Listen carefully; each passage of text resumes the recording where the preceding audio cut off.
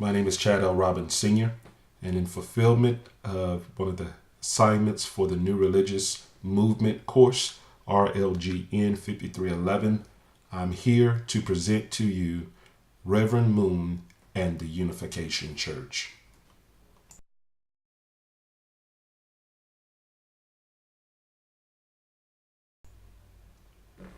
Like many other religious movements and or cults, they have all found their background or found their foundation or have been established in Christendom. And the Unification Church here is no different. In 1920, Sun Myung Moon was born into the religious culture of Buddhism in North Korea. At the age of 10 years old, Moon and his parents would convert over into the Christian faith. And at age 15, Moon would tell stories about how on one Easter Sunday morning that it was revealed to him that he would be the one that would finish the work of restoring humanity because it had halted as a result of Jesus' death on the cross.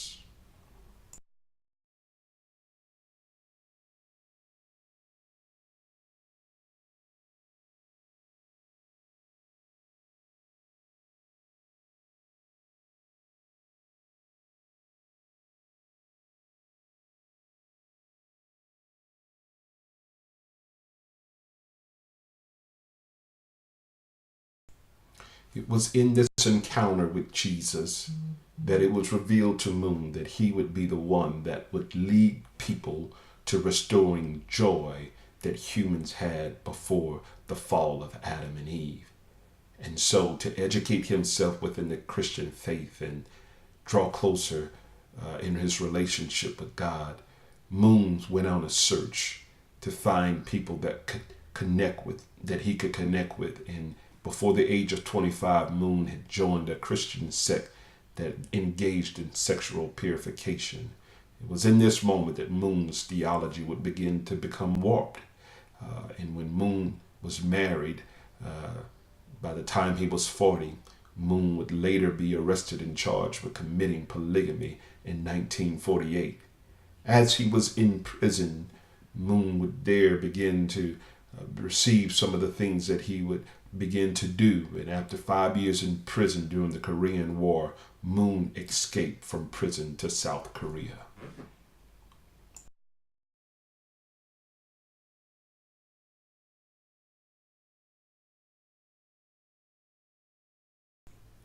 It was after Moon's imprisonment from a one-bedroom hut that Moon began to consider all of the religions that he had been a part of.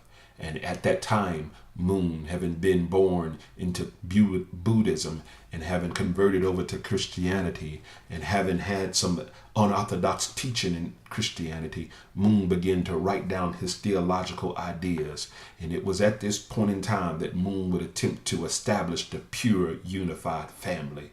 At the age of 40, Moon married his cook's daughter, Hak Jak Han, when she was of the age of 17 years old. And it was by this family, this pure, unified family, that Moon had made his wife to be pure by locking her away in utter poverty for 3 years and isolated away from her family. This would be her paying penance, was going to make this race pure. And Moon, in an attempt to globalize his unified family movement, would move to the United States thereafter.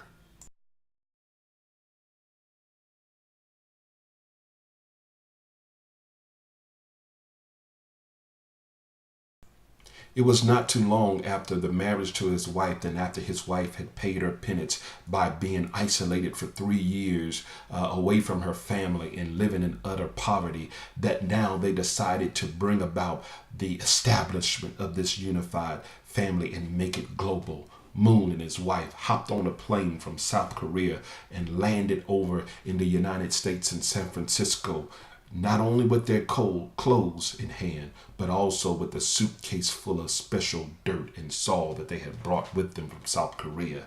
Moon and his wife and early followers of the unified family would begin to go around from state to state placing dirt in special locations, and it was said that wherever this dirt resided, peace resided and freedom from Satan.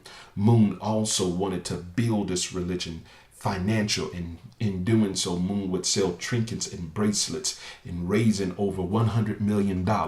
Moon wanted to make his financial imprint on this religion so bad that Moon began to mix political with business, hoping that by joining the two together, they would begin to back his messianic agenda. It would become apparent that Moon's mix of politics and religion and business was not so great. Moon, having built a network to over $100 million and never paying any taxes on that money, Moon's relationship with politics and had gone corrupt, and they would later charge and convict him of tax evasion, which landed him in prison for over 18 months. Other things brought negative attention to the church when Moon and his wife proclaimed that they were literally true parents, which he proclaimed that they have reached a level of maturity that Jesus Christ never even attained to himself. And it was at this moment that people would begin to look at the unified church as a cult. Ironically, 20 years before, the National Council of Churches had came out and exposed some of Moon's theology, and it was three things that literally brought this attention to them, saying that his doctrine was not Christian and that his teaching was incompatible with the teaching of Christian and its belief, and that their salvation of means of grace was inadequate and not on par with that of the Christian faith.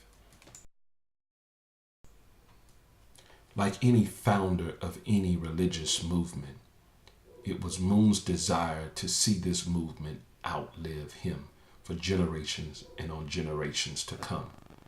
Moon in 1980 began to put a succession plan in place, and he would desire to see one of his children take up on this mantle and continue the Unification Church. Unfortunately, a power struggle would begun within the church. It would be that of Moon's younger son, Ha Young Jin, and Moon's daughter, In Jin, who both had Masters of Divinity degrees from Harvard Church. Ha Young Jin desired to see the church go on just like his father, but In Jin, who had grown up in the United States, had been influenced by the megachurch culture and wanted to see that church built just like that, only with the influences of the Unification Church. And so this, as a result of the struggle between the family, caused an eventual split within the church that still remains today.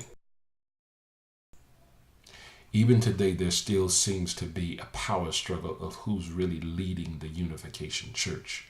Since Moon's death in September 2012, there have been some other things that have come to light as it pertains to the founder of the Unification Church.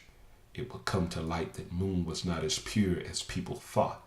Moon had a child out of wedlock and by one of his mistresses. As a matter of fact, Moon not only had one mistress, but Moon had 6 mistresses, and one of them came to tell of the stories that she encountered with Moon when she was only 17 years of age. Moon had a child out of wedlock with this woman. Moon's life and teaching seemed to be a bit contradictory with what he had wrote down as it pertains to his religious theological thoughts. Despite all of this, the Unification Church still struggles to build even